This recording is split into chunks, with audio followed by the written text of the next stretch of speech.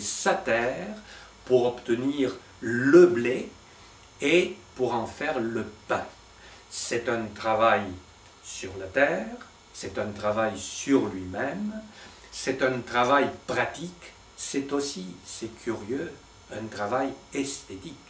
Le blé qui sort, c'est son œuvre, c'est son chef-d'œuvre, il ne se contente pas de le manger, il le contemple. Et alors, que se passe-t-il avec l'homme moderne, avec vous et moi? Et là que chacun se regarde, parce que c'est bien comme ça que les choses se passent, on se réveille dans un monde qui nous échappe. Les parents qui ont un enfant le regardent et ils ne savent pas trop bien ce qu'ils doivent faire avec cet enfant et comment ils doivent le travailler pour en tirer d'un petit, de l'homme, un homme accompli. Pour faire cette table, il faut apprendre, il faut une technique particulière, vous ne pouvez pas faire n'importe quoi avec le bois.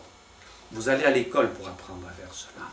Et pour faire un homme d'un enfant, n'importe quel individu moyen, je dirais n'importe quel idiot, a le droit de se mettre à l'œuvre et d'en tirer un chef-d'œuvre ou bien, disons, un rébut. On ne sait pas comment élever ses enfants. Un autre exemple, on ne sait pas, un garçon ne sait pas quand il a 16 ans, quel est le chemin qui mène vers le sexe opposé, et pour une fille, c'est la même chose. Et chacun essaye à sa manière, et chacun souffre à sa manière, et chacun rencontre échec après échec. Je me sers d'une métaphore. Prenez le Moyen-Âge. Vous voulez aller de Paris à Marseille.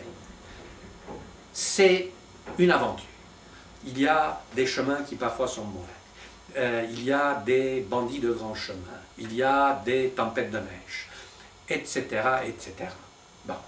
Mais si, dans une communauté, l'homme veut aller vers la femme, à chaque moment, chaque geste est précisé, déterminé, élaboré, vous n'avez qu'à l'accomplir. Il n'y a pas de doute, il n'y a pas d'hésitation.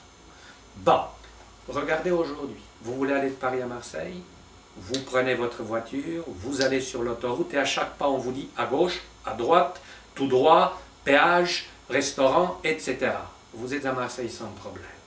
Mais regardez votre copine qui est devant vous. Alors, pour arriver jusqu'à elle, il y a les voleurs de grands chemins, il y a les loups, il y a des chemins en mauvais état, etc.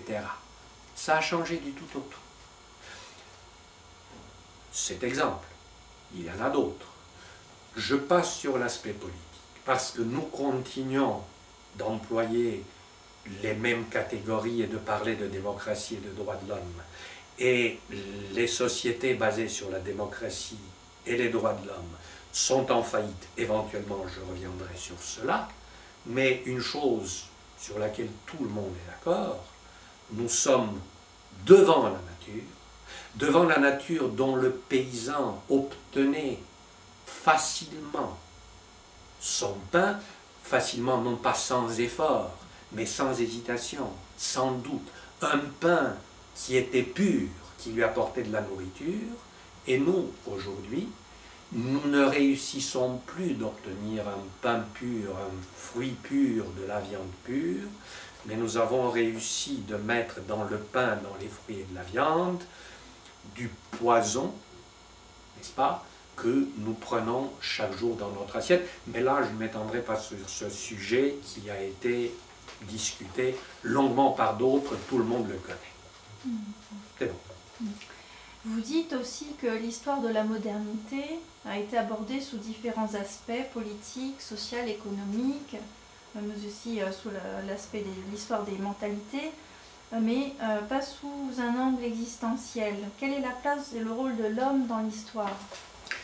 Écoutez, qu'est-ce que j'entends par cela?